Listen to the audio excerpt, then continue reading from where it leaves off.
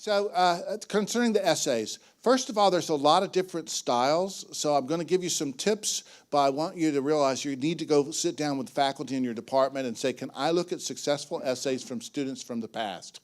That's standard procedure. If your department does not have successful essays from students from the past, you need to talk to them because they're supposed to be collecting those, okay? That's part of what they should be doing. But I'll give you a few tips. If you're headed for the PhD, or any program where you're going to work one-on-one with a faculty member, then you need to mention faculty by name in the statement of purpose. So normally you mention 3 or more faculty by name. And you mention context. You don't just say, I like Doctors Wilson, Lee, and Wu.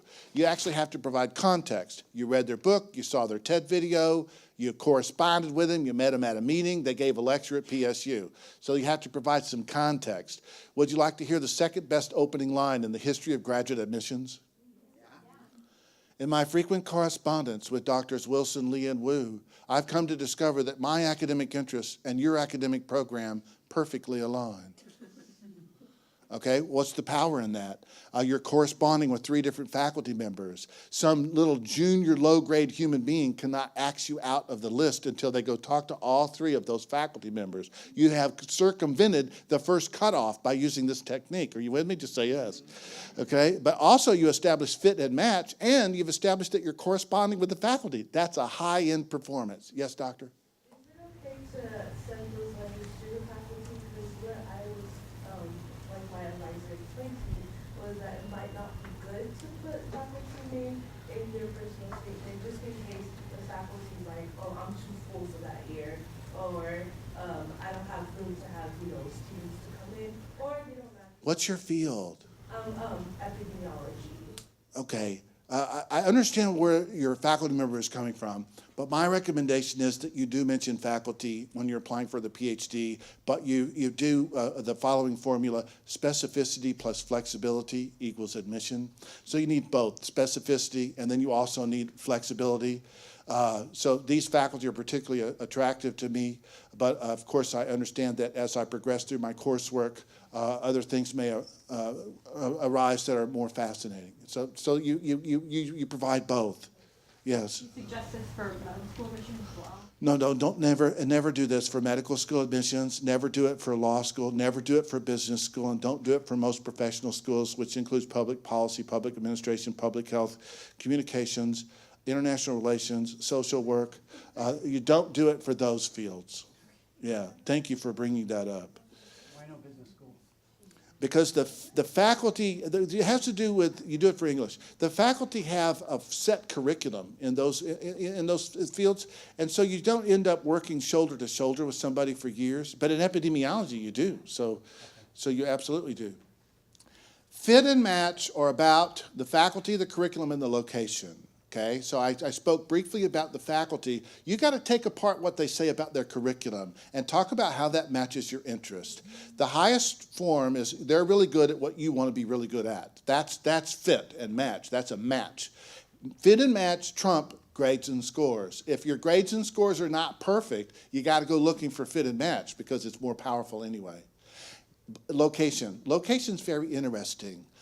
If the school is far away or they've never heard of your school, you need to mention the location of the school. And this is actually fraught with danger because there's more ways to do it wrong than ways to do it right. Okay, so if the school is like in New Mexico, that's fairly far away. So you have to find some right way to talk about New Mexico. Like I'm interested in continuing my studies at the University of New Mexico in Albuquerque. Some years ago, on a whim, I bought an entire apartment full of Southwestern motif furniture, which has been quite out of place here in the Pacific Northwest. I look forward to fitting in better with my peers.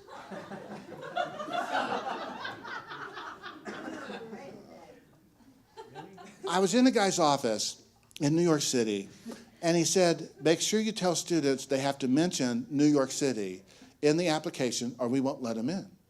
And I looked at him and I said, so it's a requirement for admission? He said, yes. I said, what do they have to say? He said, I don't care, they just have to mention New York City. I said, so I love New York? He said, that'll be fine. I said, why you have this attitude? And he said, because we've learned over the years that when people don't mention New York City, they haven't really thought this through. And we're in the heart of Manhattan. And if you don't mention it, we're not going to take you. That's it. No exceptions. I said, what about people from New Jersey? And he looked at me if I might be not too bright. And he said, especially people from New Jersey. It's most important for them to say that. So faculty, curriculum, location, fit and match. Also, let's talk about styles for just a moment.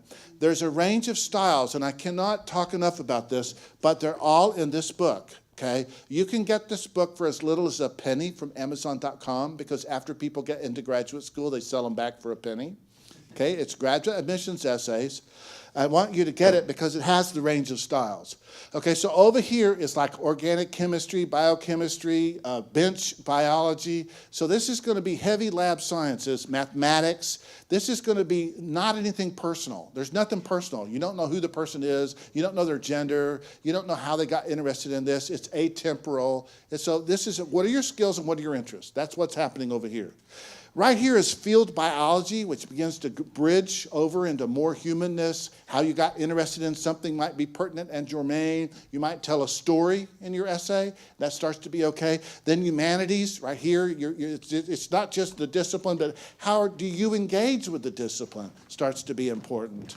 And so then over here is medical school. There needs to be medicine in all applications to medical school. There needs to be actual medicine.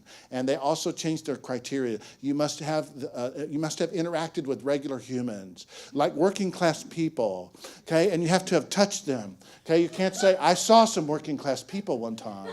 That's not going to cut it. You have to say, I touched working class people, and I'm comfortable with that.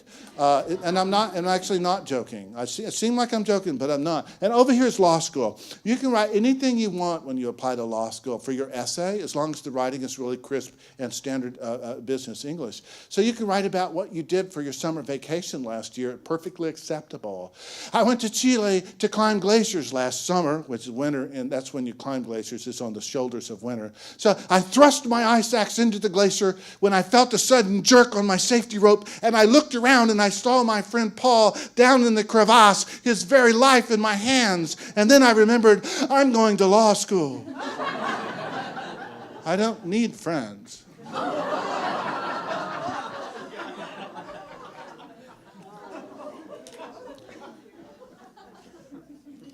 Isn't that brutal?